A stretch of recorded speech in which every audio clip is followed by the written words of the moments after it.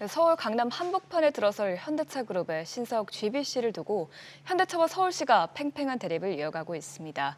현대차가 기존 105층으로 지으려던 신사옥을 55층 두 개 동으로 설계안을 바꾸면서 공공기여 재협상 여부가 핵심 쟁점으로 떠올랐는데요.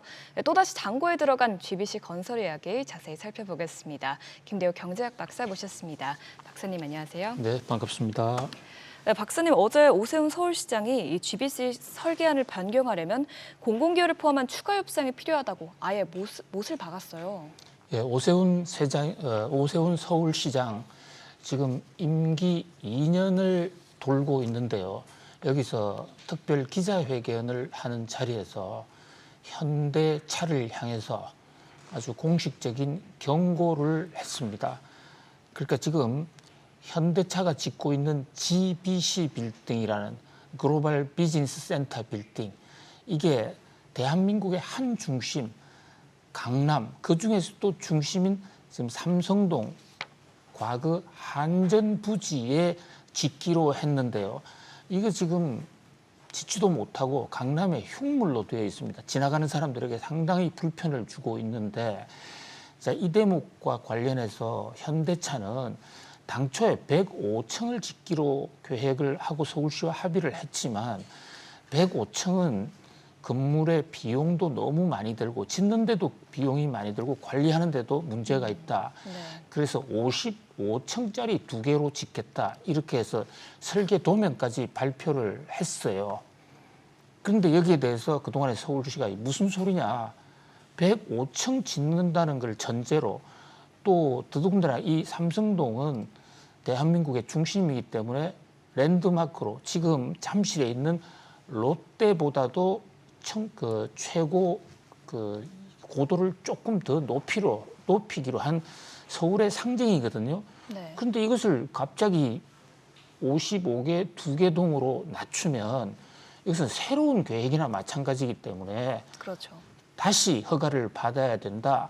지금 이렇게 주장을 하고 있는 상황이거든요. 네. 여기서 문제가 되는 게 105층 짓겠다고 할 때 당시 2016년에 서울시가 현대 측에 엄청난 혜택을 줬다는 겁니다. 뭐 몇 가지가 있는데요. 그 중에서도 가장 두드러진 게 보통 어떤 그 용적률을 이렇게 높이려면 기부 체납, 공공시설용으로 그 건축자가 어떤 사회에 기여해야 되는 부분이 있는데 이게 현재 현대 측에서는 우리 1조 7천억이나 내기로 했다라고 주장을 하지만 네. 당시에 서울시는 105층 짓는다는 조건으로 기부 체납 금액을 엄청나게 많이 깎아준 것이다. 그런데 105층 안 짓고 55층 두 개를 짓는다면 이거 새로 논의해야 된다. 이렇게 주장하고 있거든요. 네. 자, 이 대목과 관련해서 감사원이 최근에 당시에 2016년에 서울시가 현대차에 대해서 너무 많은 혜택을 줬다. 심지어 2,336억 원을 의무를 면제해 준 거, 이 대목에 대해서 어떤 문제로 제기하기도 했었어요. 네. 오세훈 시장은 감사원으로까지 이런 지적까지 받고 있는 상황이다는 이런 여론을 의식해서인지는 모르겠지만 아무튼 지금 현 상태로는 55층 새 짓겠다는 설계 도면, 이렇게 되면 그동안에 기부 체납 면제해 준 거 그뿐만이 아닙니다. 성수동 뚝섬에 현대 부지가 있었는데 그것을 이 105층짜리 짓는다는 것을 전제로 상업지구로 바꿔줘서 부동산 가격을 대폭 올려줬거든요. 근데 중간에 와서 변경을 하면 어떻게 하느냐? 이것은 절대 허용할 수 없다라고 이제 공식으로 서울시장까지 나선 그런 형국입니다. 네, 그래서 말씀하신 것처럼 이렇게 서울시 입장은 좀 강고한 상황인데, 그런데 이제 고동진 국민의힘 의원은 이 GBC가 원한 대로 105층으로 추진해야 된다고 건의했다고 합니다. 그 이유는 좀 어떤 걸까요? 네, 그렇습니다. 지금 삼성전자 사장을 했던 고동진 의원, 우리 삼성전자 각종 이 고객과의 대화할 때 고동진 사장 대표를 여러 번 봤었죠. 저분이 지금 국민의힘 국회의원이 돼 있어요. 강남구 국회의원의 이번 22대 선거에 진출을 해서 당선이 됐는데 오세훈 시장에게 힘을 실었습니다. 무슨 말씀이냐면 오세훈 시장을 만나서 지금 현대차가 55층짜리로 2개를 짓겠다고 그러는데 내가 그 지역구 의원으로서 이것은 주민과의 약속 위반이다. 안 된다. 당초 계획대로 105층을 짓도록 해달라. 이렇게 요구하는 탄원서를 제출했어요. 네. 왜 이렇게 고동진 삼성전자 전 CEO가 이 문제를 들고 나왔느냐 하면 강남구 국회의원 입장에서 볼 때 이 GBC에 105층 짓는 것은 강남 발전의 하나의 상징이다. 그런 측면에서 이것을 원한대로 짓지 않으면 서울은 물론이고 강남구가 여러 가지 계획이 당초보다 많이 어그러진다. 뭐 이렇게 지금 주장하는데요. 네. 사실 이 삼성과 현대차는 2010년부터 바로 저 한전 부지를 서로가 가져가겠다고 엄청난 경쟁을 벌여왔습니다. 그래서 마지막까지 입찰을 집어넣었어요. 그런데 삼성전자보다도 당시 현대차의 정몽구 회장이 2배 이상 많은 엄청난 금액을 쓰는 바람에 삼성으로서는 저 땅을 뺏긴 셈이죠.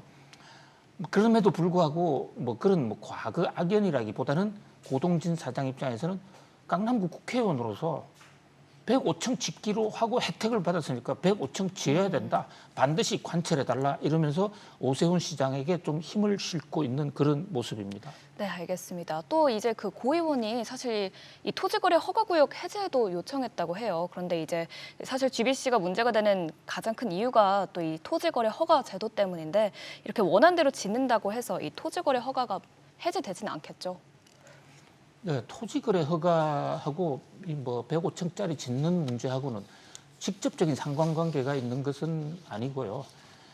현재 지금 삼성동 일대에 토지거래 허가 지역으로 묶여 있는데 사실 토지거래 허가 제도라는 것은 땅을 신도시 개발을 할 때에 어떤 제기되는 문제인데 지금은 일반 지어져 있는 아파트 거래도 사기 위해서는 반드시 지방자치단체 허가가 있어야 된다. 이것은 시장 논리에 뭐 위배된다. 이것은 강남구 현안 문제인데 문제의 핵심은 지금 세상에 훨씬 더 관심을 많이 갖고 있는 문제는 GBC 문제와 관련해서 현대차 입장도 좀 우리가 소개를 해줄 필요가 있을 것 같아요. 네. 현대차 입장에서는 아니 105층을 짓기로 했는데 그동안에 그 건설비가 굉장히 많이 올랐다. 그리고 55층 2개로 짓기로 하면 저거 55층 2개 합하면 110층이 되는 거 아니냐. 당초 원안에 105층 짓기로 한 것에 비해서 결코 적게 짓기로 한 것이 아니다. 네. 강남구에 기여하는 바도 적지 않다. 그다음에 또 이 105층 허가를 받으면서 많은 그 서울시로부터 혜택을 받았다고 그러지만 1조 7천억 이상의 지금 돈을 내기로 지금 돼 있다. 그래서 그 삼성동의 마이스 단지 개발이라든지 이런 데도 현대차가 돈을 많이 내는 것이 아니냐. 그런데 105층을 짓든 55층을 짓든 실제로 그만한 평수를 짓는 다음 산업 유발 효과 이런 것이 똑같지 않느냐. 왜 이제 와서 그 당시에 줬던 이른바 그 기부 체납 규모라든지 이런 혜택을 이제 와서 철회하느냐 이렇게 팽팽히 맞서고 있는데요. 이제 이렇게 하다 보면 결국은 법정으로 갈 가능성이 상당히 있다고 보여지죠. 그렇게 되면 이 사업이 굉장히 늦어질 수가 있는데 그렇다면 강남 한복판을 지금 천막으로 막아놓고 공사 짓는다는 이름으로 땅을 파헤쳐 놓고 공사를 안 하면 그 피해는 결국 서울시 주민들 또 대한민국이 보게 되는 것이 아니냐. 그런 각도에서 GBC 문제를 둘러싼 갈등은 단순히 현대차와 서울시의 문제를 떠나서 대한민국의 문제다는 점에서 사회가 좀 관심을 갖고 갈등을 해소할 수 있는 솔로몬의 방안이 필요할 것으로 보여집니다. 네, 알겠습니다. 또 이어서 이제 현대차 기업 상황으로도 좀 넘어가 보면 이 GBC에 대한 논란이 이어지고 있는 가운데 현대차와 기아의 올해 매출도 조금 부진한 상황입니다. 그래서 6월 판매량뿐만 아니라 올 상반기 판매량도 내수 시장이 발목을 잡으면서 이번에 암울한 성적표를 기록했다고 하는데요. 올해 매출이 좀 마이너스를 기록할 수도 있다고요? 예, 작년, 재작년 현대차와 기아가 한국 경제에 기여를 많이 했습니다. 반도체 회사들 잘 안 될 때 자동차가 나름 선방을 해서 우리 경상수지도 방어해주고 우리 국가 경제 GDP에도 나름대로 많이 기여를 했습니다. 자, 잘 나가던 현대 기아차 이제 드디어 그 상승세가 꺾여버렸습니다. 6월달 기준으로 보면요, 한국은 물론이고 전 세계 시장을 상대로 한 매출이 감소했습니다. 네. 내수 시장에서는 하락폭이 상당히 커요. 10% 이상. 왜 갑자기 잘 나가던 현대차가 급 브레이크가 걸렸느냐? 사실 이거 예고된 참사라고 볼 수가 있습니다. 왜냐하면 지지난해 현대차, 기아가 잘 됐던 것은요, 코로나19 때 그 팬데믹 상황에서 반도체가 부족해서 차를 제대로 만들지 못하는 바람에 또 코로나 때문에 사람들이 대중교통 쓰는 것보다는 개인 차를 써야 되겠다 해서 작년, 재작년에는 수요가 엄청나게 늘었거든요. 거기다 이제 환율 요인까지 겹쳐서 정말 현대 기아차 장사를 잘했습니다. 그쵸. 그런데 그 당시에도 많은 전문가들이 자, 내년, 내후년에 이제는 수요 감소가 온다라고 경고했었어요. 그런데 그 경고대로 6월 달에 드디어 이제 감소로 돌아섰다. 이런 면에서 그동안의 호황이 현대차의 높은 기술력 때문이라기보다는 코로나 팬데믹에 따른 어떤 계절적 효과가 아니었느냐. 다시 어려운 시절이 오는 게 아니냐라는 그런 공포. 좋았던 호황의 시절에 좀 더 미래를 대비하는 전략을 썼어야 되지 않았느냐라는 그런 지적까지 나오고 있는 상황입니다. 네, 알겠습니다. 그래서 곧이어 공개될 2분기 현대차와 기아 실적 예의주시해봐야 될 것 같고요. 또 이런 가운데 트럼프가 이제 재집권할 경우에 우리나라 자동차 산업 전반이 타격을 받을 수 있다는 우려도 함께 나왔어요. 그렇습니다. 트럼프 당선이 굉장히 유력해졌는데요. TV 토론 이후에 산업연구원은 트럼프가 집권하면 한국 자동차 산업이 큰 타격이 우려된다라고 미리 플랜 B를 만들자라고 경고를 했습니다. 왜 지금 자동차가 우려되느냐? 현재 지금 우리나라 자동차 산업의 대미 수출 비중이 무려 42.9%, 거의 뭐 절반 가까이 미국에 지금 의존을 하고 이 정도가 있는데요. 높죠. 트럼프 대통령이 당선되면 이런 사태를 결코 좌시하지 않을 것이다라고 보는 것이죠. 자, 트럼프 대통령은 지난번 제1기 임기에도 자동차 관세 협상을 다시 하자고 시비를 건 적이 있습니다. 메이크 아메리카 그레이트 어게인이라는 마가 프로젝트를 추진하고 있는 트럼프 대통령 입장에서는 무역 수지 적자 그닥 좌시하기가 어렵고요. 특히 미국의 그 마가 프로젝트로서 미국 자동차가 압도적으로 커야 된다라고 이렇게 주장하고 있기 때문에 한국산 차의 진출을 그렇게 곱지 않게 보고 있습니다. 그래서 관세 정책을 전반적으로 재검토하자 이렇게 됐을 경우 그동안 우리는 FTA 특혜 관세 혜택을 받아왔는데 이 관세 혜택이 없어질 가능성이 있고요. 또 그동안에 현대차는 바이든 대통령의 IRA 인플레 감축법을 의식을 하고 지금 조지아주 등에 공장을 빠른 속도로 짓고 있는데요. 그걸 짓고 나면 지금 미국 정부 보조금을 받게 돼 있는데 트럼프가 재집권을 해버려서 내년부터 들어서면 이것도 차질을 빚을 수가 있다. 그런 면에서 자동차 업계에 빨간불이 켜졌다 이렇게 볼 수 있습니다. 네, 알겠습니다. 계속해서 대선 진행 과정 지켜봐야겠고요. 여기까지 현대차그룹 소식 살펴보겠습니다. 또 이어서 배터리 사업에 초강수를 둔 SK 이야기까지 다뤄보겠습니다. SK그룹은 이번 경영전략회의를 통해 양적 성장보단 질적 성장을 추구하겠다면서 대규모 사업 구조조정에 나선다고 결정했는데요. 이번 질적 성장 방침의 첫 번째 타자가 배터리 사업으로 지목됐습니다. 그도 그럴 것이 SK SK온이 출범 이래 10분기 연속 적자를 내고 있어서 배터리 사업 위기가 그룹 전체로 번질 가능성이 나오고 있기 때문인데요. 자세한 이야기 한번 살펴보겠습니다. 네, 박사님, 어제 SK온이 경영전략회의 결과가 나온 지 하루 만에 비상경영을 선언했어요. 네, 지금 SK그룹에서 가장 아픈 손가락이라면 단연 SK온을 들 수가 있습니다. 사실 오늘날 SK의 좀 경영난, 경영의 어려움은 SK온으로부터 촉발됐다고 해도 과언이 아니거든요. 네. SK온은 배터리 만드는 회사입니다.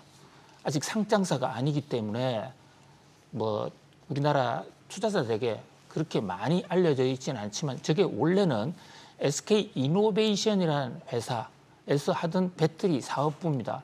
배터리 사업부인데 이제 쪼개기 상장을 해서 분리 독립을 했죠. 네. 근데 캐즘의 덫이라고 그러는 이른바 전기차 불황, 배터리 불황이 닥치면서 지금 부채가 빚이 굉장히 많이 늘어났습니다. 총 부채가 11조, 약 12조 가까운데 네. 이렇게 빚이 늘어난 가장 핵심적인 요인은 앞으로의 배터리 시대를 대비하기 위해서 미국 등 전 세계 각지에 배터리 공장들을 엄청나게 많이 지었거든요. 근데 이제 이게 속도가 늦어지면서 배터리 전환에 대한 속도가 늦어지면서 부채가 늘어나게 된 것이죠. 거기다가 모기업인 SK 이노베이션마저도 지금 석유화학이 어렵다 보니까 그래서 SK가 이제 이 문제 등등을 포함한 SK그룹의 어떤 경영난을 타개하기 위해서 지금 여러 가지로 고심을 하고 있는데요. 네. 물론 SK그룹 전체가 어렵다는 것은 아니에요. SK하이닉스 같은 경우는 굉장히 잘 나가고 있습니다. 맞습니다. 현대차의 시가총액을 지금 넘어서 버리고 있는 상황이죠. 네.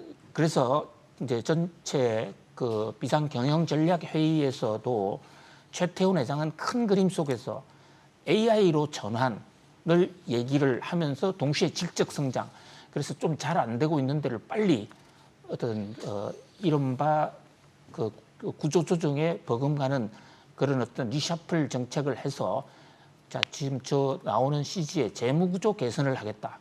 그래서 부채 비율도 낮추고 3년 내에 잉여 현금 흐름 30조 원을 창출하고 또 앞으로 한 5년간은 80조 이상의 흑자로 재원을 마련해서 AI에 투자하겠다. 이런데 그렇다면 지금 적자 나는 회사에 대해서 이 구조 조정을 해야 되거든요. 그래서 1차적으로 SK온에 대해서 비상경영을 선언을 하기에 이르는 것입니다. 네, 알겠습니다. 그래서 그러면 이번 비상경영 선언에는 자세히 좀 어떤 내용이 있는지 한번 살펴볼까요? 예, 비상경영의 뭐 핵심 내용은 임원들부터 시작해서 임원들이 우선 임금을 동결하겠다. 그다음에 임원 인사를 모두 이사회에 맡겨서 실적이 나쁘면 언제든지 자르도록 하겠다. 네. 그다음에 최고 관리 책임자라든지 최고 사업 책임자라든지 C 레벨의 임원을 폐지하겠다. C 레벨이라는 게 ABC 등급의 C 레벨이 아니고요. CEO, CMO 그러니까 최고 경영자에 붙어 있는 그 영어의 시작이 chief로 시작이 되기 때문에 최고 임원들의 숫자를 대폭 줄이겠다. 그런 얘기입니다. 그다음에 성과 미흡하면 수시로 변경하겠다. 그다음에 그 임원 복리 후생 제도 업무 추진비를 대폭 줄이겠다. 그런데 특히 주목될 대목은 운영 효율 개선이라는 거예요.